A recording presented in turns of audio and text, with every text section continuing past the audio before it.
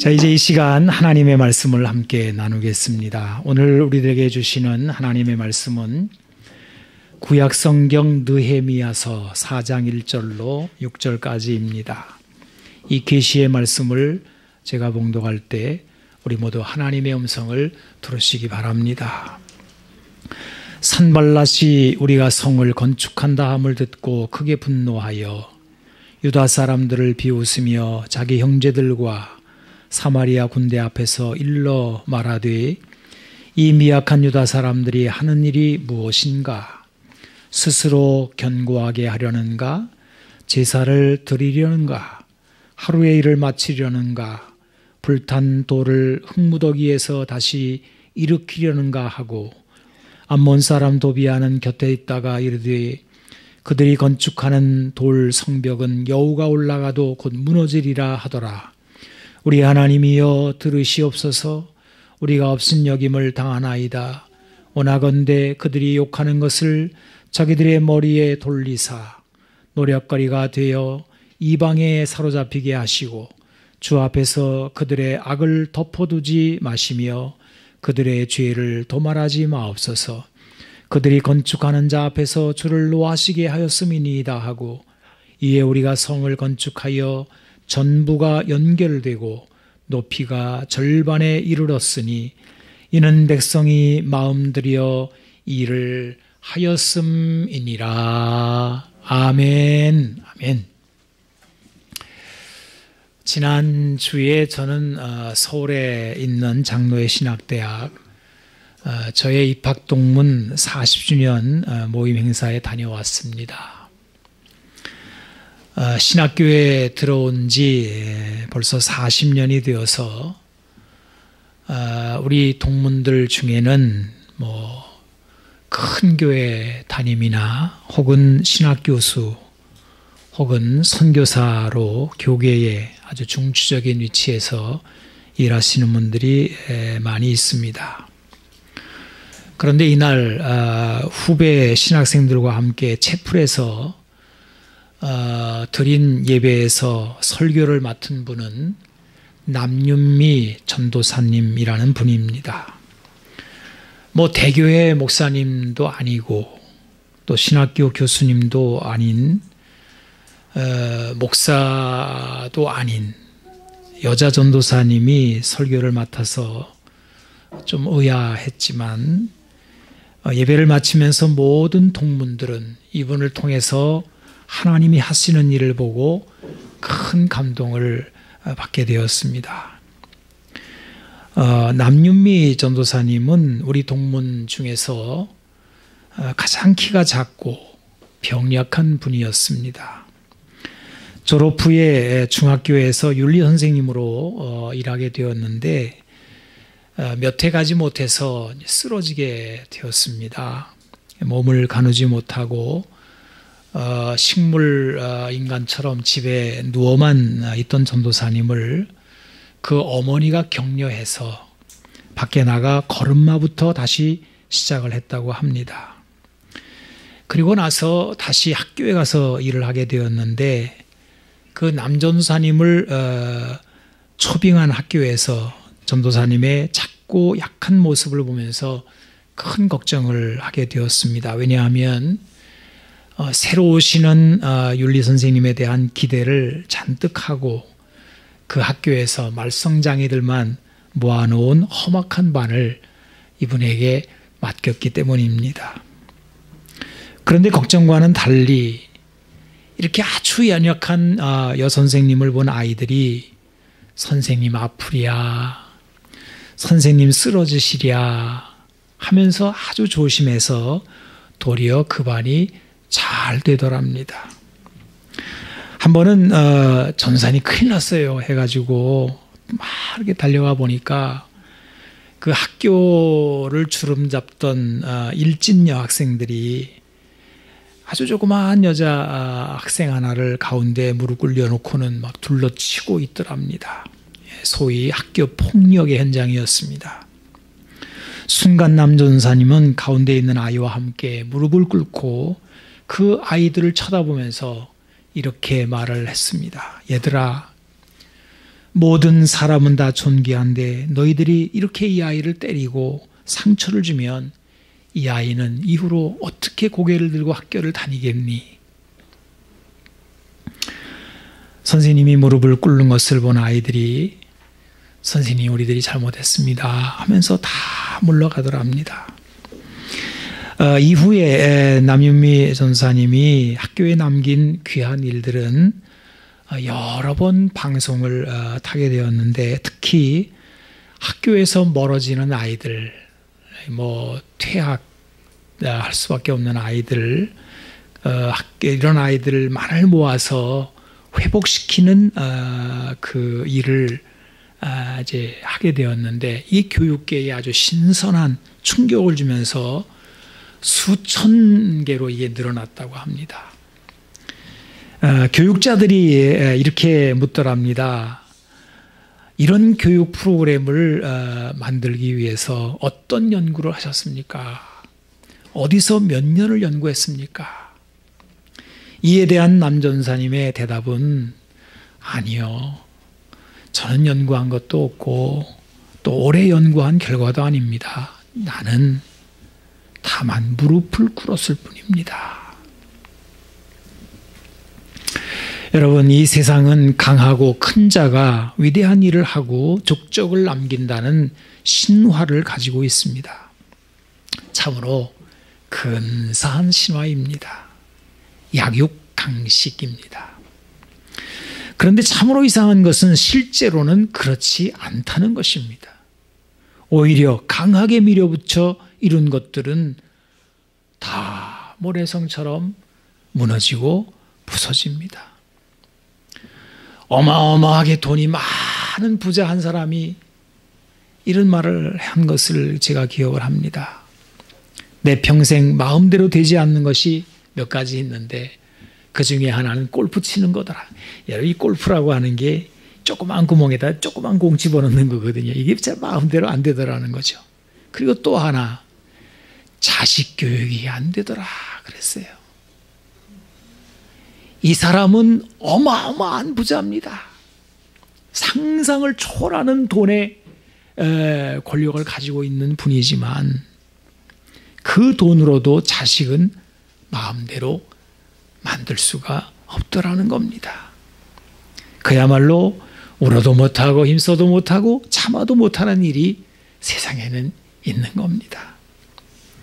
그런데 참으로 이상하고 신비로운 일은 하나님께서 이 세상에서 약하고 천한 자를 통해서 일을 이루십니다. 겉으로 보기에 아무것도 할 수 없고 하지도 못할 것 같은데 결과적으로 보면 놀라운 일들이 이루어져 버리는 것입니다. 여러분, 이러한 일에 대표적인 일이 있는데 혹시 기억하십니까? 이겁니다. 건축자들의 버린 돌이 모퉁이 돌이 되었다는 거예요.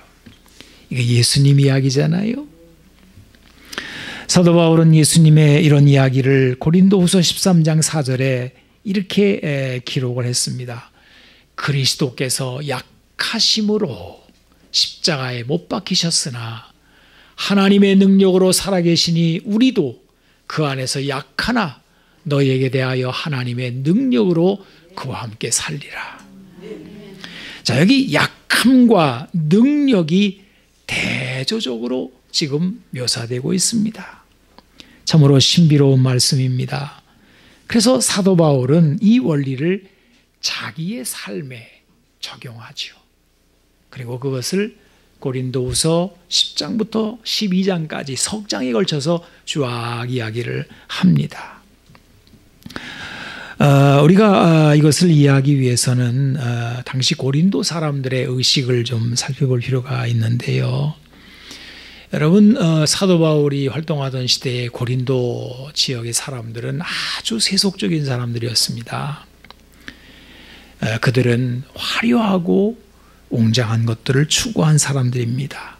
그래서 건축만 보아도 다른 지역보다 화려한 장식을 하는 그런 건축 양식을 고린도 양식이다, 이렇게 미술사에서 배우게 됩니다. 근데 이것은 건축만이 아니에요. 모든 면에서 고린도 사람들은 최고를 추구했습니다. 명문대를 나오고 이력이 많고 화려할수록 알아주는 사회가 바로 고린도 사회입니다. 그런데 고린도 교회마저도 그렇더라는 것이죠. 교회는 뭔가 달라야 되는데 교인들마저도 그랬다는 겁니다. 세속적 가치관에 젖어 있었습니다.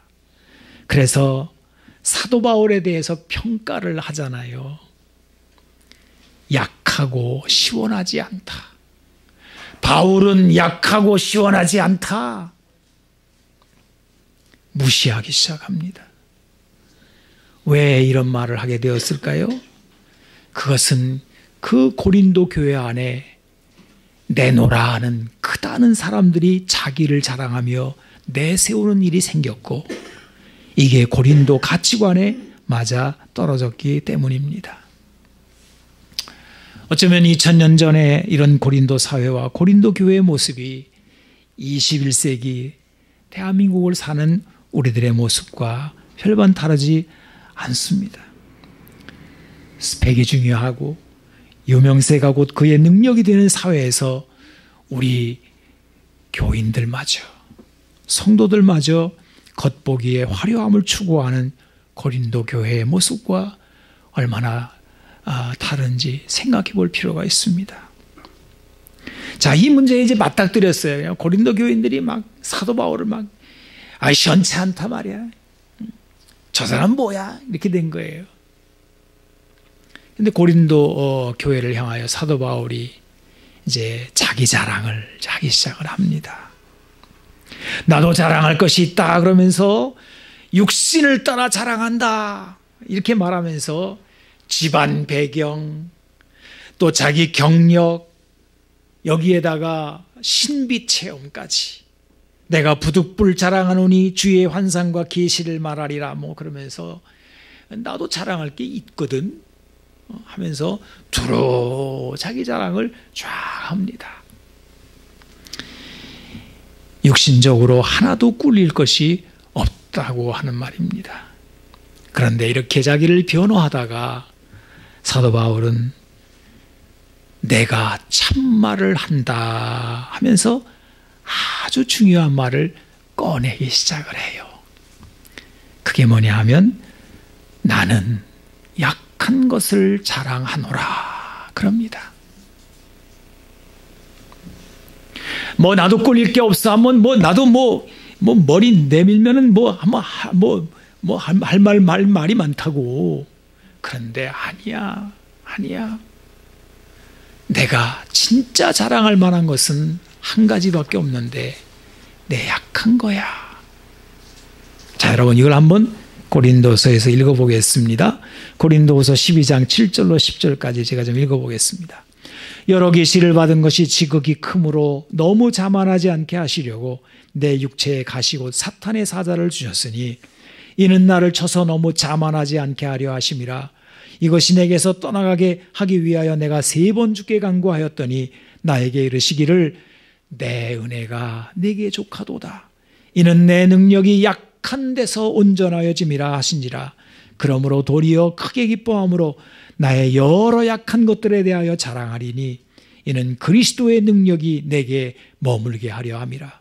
그러므로 내가 그리스도를 위하여 약한 것들과 능력과 궁핍과 박해와 곤고를 기뻐하노니 이는 내가 약한 그때 강함이라 그랬어요.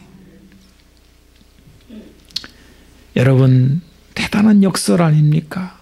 약한 것이 왜 자랑거리가 됩니까?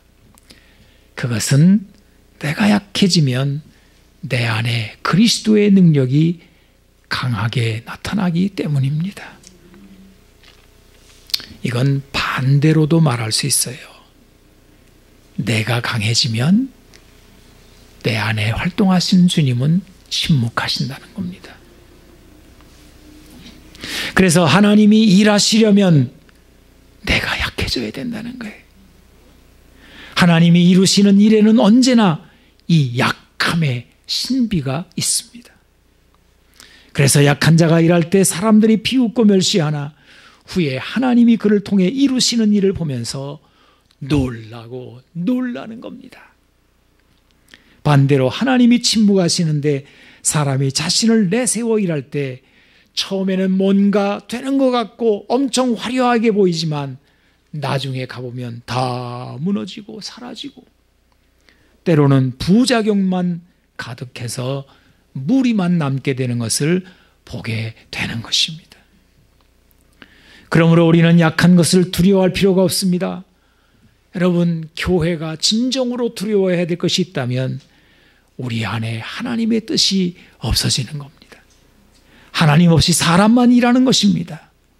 하지만 우리가 하고자 하는 일에 뚜렷한 하나님의 뜻이 들어있고 주님이 함께 하신다면 오히려 우리에게 있는 약함은 우리의 강점이 되고 능력으로 나타나게 될 것입니다. 오늘 우리가 읽은 느헤미야서는 바로 이것을 기록한 말씀이기도 합니다. 여러분, 오늘 본문에 우리 눈을 사로잡는 한 부분이 있습니다. 이 미약한 사람들이 하는 일이 무엇인가 그래요. 비웃음과 업신여김의 말입니다. 바로 느헤미야와 유다 사람들이 하는 일을 보면서 대적들이 하는 말입니다. 여러분, 느헤미야는 멀리 수산궁에서 예루살렘의 황폐한 소식을 전해 들었습니다. 깊이 고민하는 가운데 느헤미야는 하나님의 부르심을 느끼고 예루살렘까지 와서 성벽을 재건하는 일을 시작하게 됩니다. 예루살렘은 오래전에 불타고 무너져서 폐허더미가 되었는데 이것을 재건하는 일은 엄청난 일이었습니다. 저는 돌도 불탄다는 것을 성경에서 알았어요. 나무만 타는 줄 알았어요. 돌도 불에 탄대요. 뜨거운 막 고열이 막 그냥 성을 다 태울 때 돌도 탄대요. 돌이 불에 녹아지면 아주 쓸모없는 것이 되는데 단순히 쓸모없어지는 것이 문제가 아니라 엄청난 무게로 그 자리를 차지하고 앉아 있다는 거예요. 이것을 치우고 새 돌을 놓아야 합니다. 그러니 그냥 빈자리에 성을 쌓는 것보다 훨씬 힘겨운 싸움이 될 수밖에 없어요. 일은 중한데 사람들은 적고 약했습니다.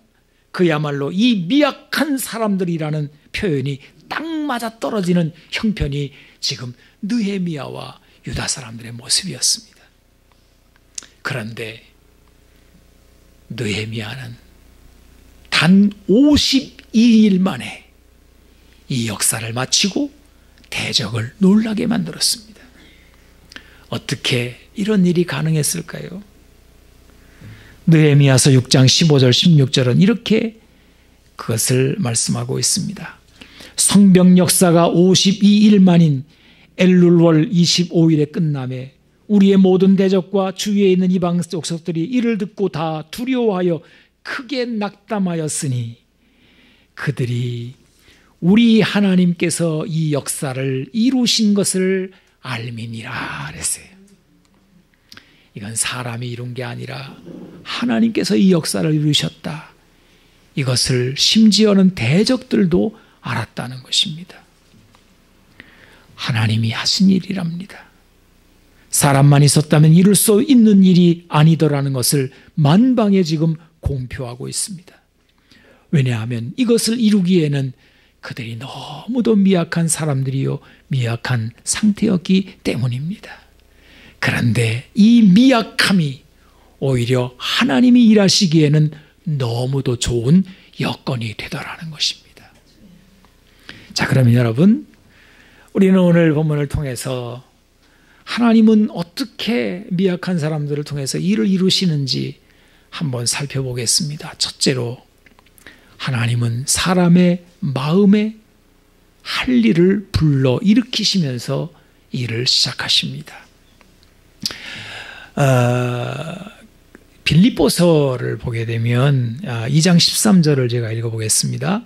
너희 안에서 행하시는 이는 하나님이시니 자기의 기쁘신 뜻을 위하여 너희에게 소원을 두고 행하게 하신다. 그리고 앞에 빌립보서 1장 6절을 보게 되면 너희 안에서 착한 일을 시작하신 이가 그리스도 예수의 날까지 이루실 줄을 우리가 확신하노라. 이렇게 되었습니다. 여러분, 이 두 절만 보아도 하나님의 일이 어떻게 시작되어지는지를 알게 됩니다. 바로 사람의 마음속에 생각을 넣으시면서 일을 하시는 것입니다. 그러니까 뭐가 있어서 시작하는 건 아니에요. 우리 사람들은 자꾸 그렇게 생각합니다. 조건이 있으면 일이 된다고 생각해요. 근데 아니에요. 아무것도 없어도, 오히려 열악해도, 정말 말도 안 되는 상황 속에 있지만은 이상하게 사람 그 마음 속에 뭔가 생각이 막 생겨나요. 느헤미야는 수산궁에서 아주 편안한 고관의 삶을 살고 있지 않았습니까? 그런데 흉한 예루살렘의 소식을 들었습니다. 그런데 여러분, 소식은 그저 소식일 뿐입니다. 그 소식이 멀리 있을수록 별 상관은 없어집니다. 멀면 멀수록 나와 상관이 없어집니다. 그런데 느헤미야는 그 소식을 들으면서 막 불편한 거예요. 자신의 안일한 삶을 다 내려놓고 예루살렘에 가서 이 문제를 해결해야 되겠다는 마음, 바로 이 마음을 하나님께서는 느헤미야에게 불러일으키신 것입니다. 하나님은 사람의 마음에 소원을 두고 일을 시작하십니다. 여러분, 여러분의 마음속에 무슨 생각이 지금 들고 있습니까? 아무 생각도 없이 삽니까? 그 죽은 삶이지요. 그런데 아무것도 없지만은 하나님이 자꾸 내 마음속에 왜 이런 생각을 주실까? 그건 하나님이 일을 시작하시겠다는 겁니다. 그리고 하나님께서 이루실 것입니다. 근데 우리 사람이 좀 고집이 있어가지고요, 이렇게 하나님이 막 이렇게 일으키셔도 아니야 그러고 털어버려요. 근데 하나님이 또 생각을 주시죠. 제가 엊그제 이런 간증을 들었습니다. 어떤 분이 되게 머리가 좋아가지고 아주 명문대를 졸업을 했대요. 우리 다 아는 명문대를 졸업했는데, 여러분, 명문대를 졸업한다는 거는 악결이 창창하다는 뜻 아니겠습니까? 그런데 자꾸 눈이 이제 이렇게 침침해져가지고 이제 실명이 되는 겁니다. 이게 소경되면은 이제 이게 인생이 그냥 큰일 나는 거잖아요. 그래서 이제 하나님 앞에 가서, 하나님, 제 눈 좀 고쳐주세요. 제 눈 고쳐주시면 제가 주님의 일을 하겠습니다. 이랬대요. 그랬더니 눈이 고쳐지더래요. 눈이 멀쩡해지니까 다시 또 제 눈으로 돌아간 거예요. 그래가지고 자기 길을 또 가는 거예요. 그럼 또 다시 또 눈이 나빠진대요. 그래가지고 이걸 몇 차례 하다가, 알았습니다, 주님, 손 들었습니다. 이 미련한 제가 확실히 하나님께서 알았습니다. 제 인생은 내 길로 가는 게 아니라 주님의 길로 가야 되는 것이군요. 이러면서 헌신했다는 그런 이야기를 들은 적이 있습니다. 여러분, 이 사람은 육신의 눈을 통해서 그 마음에 하나님의 뜻을 품게 되었습니다. 사람마다 다 다르겠지요? 다 신학교 가서 목사 되라는 말은 아니겠지요? 하나님의 백성들에게 하나님이 선한 의지를, 선한 일을 불러일으키셔서 너 인생이 이렇게 살다가 그냥 아무것도 하지 못하고 내 앞에 올 거니? 뭐 좀 해야 되지 않을까? 하고 우리 안에 막 선한 일을 막 불러일으키시는 거예요.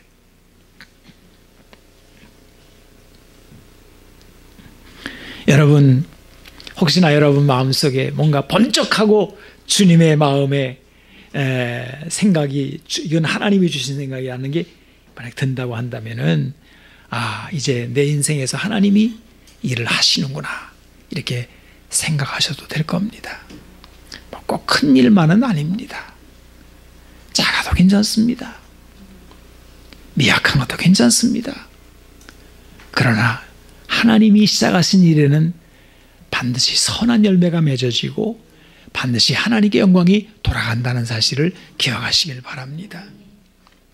그 다음에 둘째로 하나님은 미약한 자를 사용하십니다. 하나님이 일하실 때 미약하다고 그 일이 이루어지지 않는 것은 아닙니다. 여러분, 우리가 그 복음서를 보게 되면 작은 아이의 헌신 하나가 얼마나 큰 일을 이루어졌는지를 보게 되지 않습니까? 바로 오병이어 이야기입니다. 이 오병이어 이야기는 사복음서에 다 기록이 됐어요. 남자 장정만 5,000명이 배고픈 상태에서 예수님의 제자들은 어떻게 이 사람들을 먹일까 하는 예수님의 질문을 받습니다. 이 빌립은 이게 아마 오늘날 같으면 수학과를 나온 사람인가 봐요. 계산을 탁탁 두들겨 보니까 200데나리온도 모자라겠다는 거예요. 여러분, 200데나리온은 작은 돈이 아닙니다. 그리고 우리가 잘 아는 대로 오병이어가 등장하잖아요. 그런데 누군가가 오병이어를 예수님 앞에 가지고 와서 이제 큰 역사가 이루어졌는데 유독 요한복음에만 그 가져온 게 어린아이였다라고 밝힙니다. 요한복음 6장 9절을 읽어보겠습니다. 여기 한 아이가 있어 보리떡 5개와 물고기 2마리를 가지고 있나이다. 그러나 그것이 이 많은 사람에게 얼마나 되겠사옵나이까. 여러분, 이 오병이어가 한 아이의 도시락이었음을 성경이 밝히고 있는 거예요. 어른의 도시락도 아닙니다. 한 어린 아이의 도시락이니 이 얼마나 미약하다는 뜻이겠습니까? 예수님은 이 미약한 어린아이의 도시락으로 오병이어의 기적을 나타내신 것입니다. 5,000명이 다 먹었습니다. 원대로 배불리 먹었습니다. 그리고도 남은 것을 다 걷어보니까 12바구니에 찼더라고 성경은 증거하고 있습니다. 이건 풍성하다는 거지요. 이런 풍성함이 한 미약한 어린아이의 도시락에서 일어난 것입니다. 이렇게 주님은 미약한 것을 사용하십니다. 때로는요, 미약하게 만들어서 사용하십니다. 왜냐하면 사람이 강하면 주님의 역사가 나타나지 않기 때문에 그렇습니다. 우리 교회 일이 그래요. 저는 이제 이렇게 오래 목회를 하면서 이렇게 이제 보면은 이 교인 중에 강한 사람이 있으면 그 사람이 다 하는 것으로 여겨버립니다. 사람이 우상이 되고 주님의 영광은 사라져버릴 때가 많습니다. 그래서 교회 안에는 강한 자가 있으면 안 돼요. 그러면 일이 하나님의 영광이 나타나지가 않아요. 여러분, 그렇다면 하나님이 미약한 자를 통해 일하신다는 것이 무엇입니까? 오늘 본문에서 우리는 한 두 가지를 발견하게 됩니다. 그 하나는 뭐냐 하면 같이 일하는 거예요. 여러분, 느헤미야서를 보게 되면 우리라는 단어가 자주 등장하는 것을 보게 됩니다. 이 느헤미야라고 하는 지도자는요, 아주 탁월한 지도자입니다. 얼마나 탁월하냐 하면 이 군계 일학 같아요. 얼마나 탁월한지. 하지만 느헤미야는 항상 유다 백성들과 함께 우리라고 하면서 공동체를 중시합니다. 작은 자가 모여서 큰 일을 이루는 것을 그는 알고 있는 것입니다. 그래서 느헤미야 3장을 보십시오. 여러분, 이 3장을 우리가 다 읽을 수는 없겠지만은 그 성벽을 쌓는데 그 유다 공동체 한 사람 한 사람이 각자 자기 영역에서 맡은 바 일을 충실하게 담당하는 것을 쫙 기록을 해놨어요. 이름들도 다 나옵니다. 실명제로 나옵니다. 그리고 예루살렘 성벽 재건의 대역사가 이루어져 가는 거예요. 이것은 느헤미야 한 사람의 역사가 아니라는 것입니다. 모든 사람들이 다 동참할 때 이루시는 일이라는 겁니다. 여기에 하나님이 일하십니다. 나는 우리 살렘교회가 작지만은 이거를 이렇게 우리 몸에 아주 이렇게 배도록 좀 알았으면 좋겠어요. 여러분, 목사 혼자 다 일하는 것도 아니고요. 우리 교회에서 뭐 누가 몇 사람이 일하는 것도 아닙니다. 우리는 한 몸처럼 온 몸이 같이 일을 해야 일을 이루게 되는 것입니다. 그래서 교회를 몸이라고 그러잖아요. 한 몸이라고 그러잖아요. 참 이 몸이라고 하는 건 신비하기 이를 데가 없습니다. 제가 한 번은 허리를 이렇게 다쳐가지고 이렇게 멍이 든 적이 있는데 그때 깨달은 게 있어요. 여러분, 허리 근육이 아프니까 기침하는 것도 힘들어요. 아니, 목에 기침하는 거하고 허리 근육하고 뭔 상관이 있습니까? 근데 이 연결이 되어 있어가지고요. 여러분, 기침은요, 허리 근육으로 하는 겁니다, 그게. 아닌 것 같아요? 아무 상관도 없는 것 같은 한 부분이 다른데 영향을 끼쳐요, 이게. 이거 허리만이 아니에요. 엉덩이 끝에 보면은 뭐 꼬리뼈라는 게 있대. 그것만 다쳐도 앉지도 못해요. 새끼 발가락만 문제가 생겨도 서지도 못해요. 참 신기합니다, 이게. 이 교회는요, 이게 뭐 몇몇 사람이 하는 것 같지만 안 그래요. 저 뒤에서 아무것도 없는 것 같은 미약한 할머니 한 사람이 기도하는 그것 때문에 교회 공동체가 얼마나 강해지는지 몰라요. 어린아이 하나, 그냥 아무것도 안 맡은 사람 하나, 이런 사람 한 사람이 대단히 소중하다는 것입니다. 왜냐하면 거기에서 하나님이 같이 역사하시기 때문에 그런 거예요. 나 같은 사람 뭐 다들 하는데 나는 뭐 돈도 없고 뭐 맡은 것도 없고 나 같은 사람이 그냥 됐어요. 그건 너무 무책임한 얘기입니다. 그거는 여러분 자기의 가치관이 얼마나 중요한지를 하나님 앞에서 그냥 쓰레기통에 버리는 것 같은 거예요. 아닙니다. 아무것도 아닌 것 같은 그 한 사람이 전체에 끼치는 영향력이 얼마나 큰지 몰라요.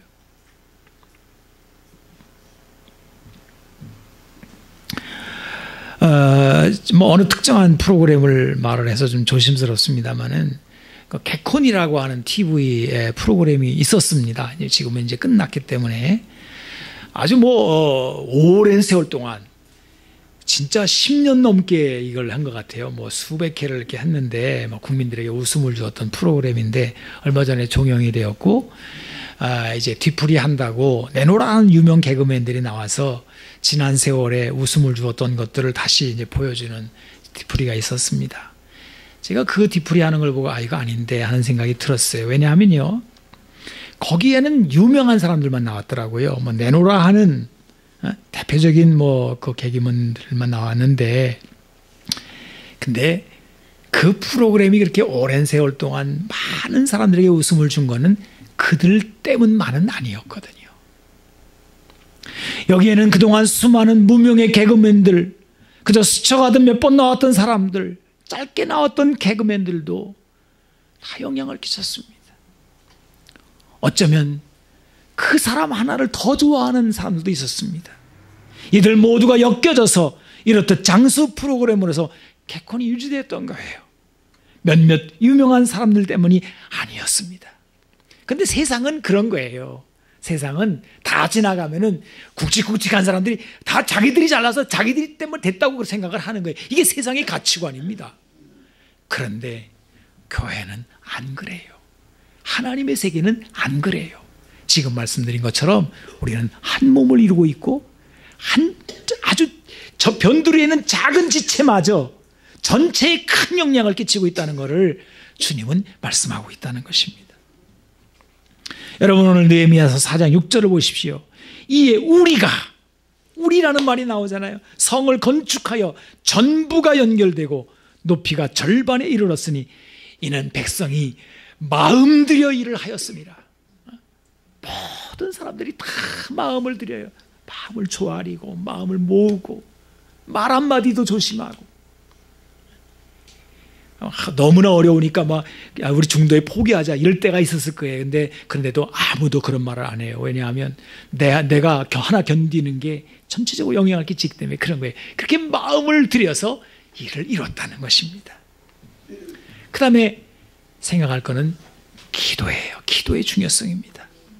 하나님이 미약한 자를 통해 일하실 때 중요한 것은 바로 기도입니다. 그래서 오늘 본문에 느헤미야가 하는 기도문이 나오는 거예요. 여러분, 느헤미야는 수시로 기도합니다. 오늘 본문에도 대적자들이 비웃고 멸시할 때 느헤미야는 기도합니다. 우리 하나님이여 들으시옵소서. 우리가 업신여김을 당하나이다. 원하건대 그들이 욕하는 것을 자기들의 머리에 돌리사 노략거리가 되어 이방에 사로잡히게 하시고 주 앞에서 그들의 악을 덮어두지 마시며 그들의 죄를 도말하지 마옵소서. 그들이 건축하는 자 앞에서 주를 노하시게 하였음이니이다. 이런 식으로 매 상황마다 기도하는 그 기도가 느헤미야서에만 제가 찾아보니까 11번이 나오더라고요.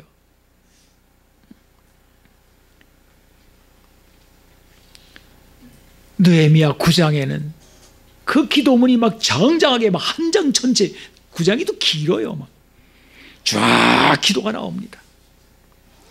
느헤미야서는 기도의 책입니다. 하나님은 이런 기도를 통해서 일하시는 겁니다. 기도의 힘이 느껴지는 부분입니다. 여러분, 이제 말씀을 마치겠습니다. 미약한 사람들,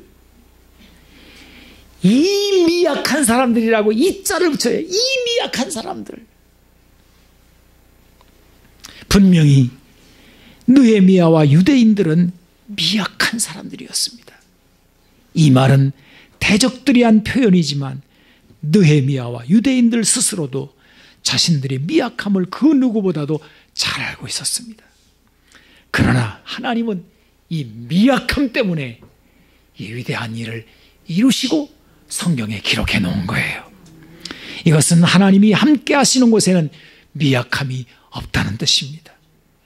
우리 눈으로 보기에 가진 것이 없다, 함께하는 사람이 적다 등등 미약하게 보여도 눈에 보이지 않는 하나님이 얼마나 크신 분인지를 증거하고 있는 것입니다. 그리하여 모든 영광을 하나님이 받게 되시는 것입니다. 기도하겠습니다. 하나님, 우리 살렘교회가 얼마나 미약한지 주님이 아십니다. 그래서 한 줌밖에 안 됩니다. 하나님, 이 사람들이 뭘 하겠습니까?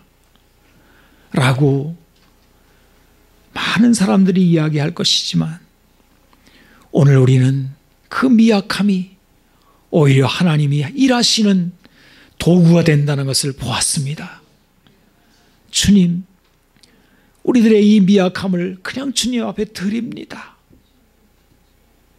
이 지역사회를 위해서 일하고자 하는 이 작은 도서관, 작은 자가 붙은 이 미약함을 주님 보시옵소서.